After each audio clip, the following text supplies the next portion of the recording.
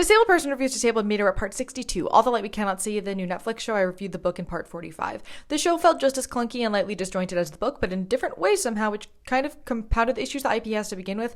It felt kind of like the script didn't trust the audience to be able to fully understand what's going on or make connections and inferences about it, which made it very heavy-handed and from a dramaturgical perspective kind of historically inaccurate. That also didn't help, but from a disability perspective, the fact that they center the show around a blind girl and then rely on using teeny tiny text on screen to tell you the various time jumps without thinking of perhaps finding a way to organically audio describe at least that piece in a natural seeming way really says a lot about the depth of representation that we get here, very similar to the book in that regard. I still think the stakes were not high enough for her as a disabled person in the Holocaust.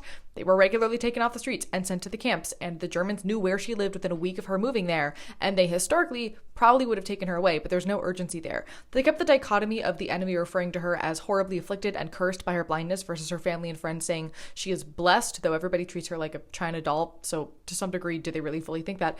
But that was, again, not super interrogated, so the word choice felt hollow and performative on both ends. Also, I think aging up the character by keeping her traits the same when in the book she is a child made her behavior and manner of speaking feel really weird, and I kind of hated it. I will say, in regards to mental disability, yet again, the handling of PTSD is absolutely stunning. However, the show itself is edited in such a way as to go from quiet to loud all the time, with a whole lot of jump scares, so it is not at all a PTSD-friendly watch. But overall, I'm very happy they cast blind people in this role, but yeah, the representation exists. It's better in the show because it has the authenticity behind it, but at the end of the day, I still find it to be very shallow, and I don't know if unsupported makes sense as a descriptor here, but it definitely felt like it's missing stuff.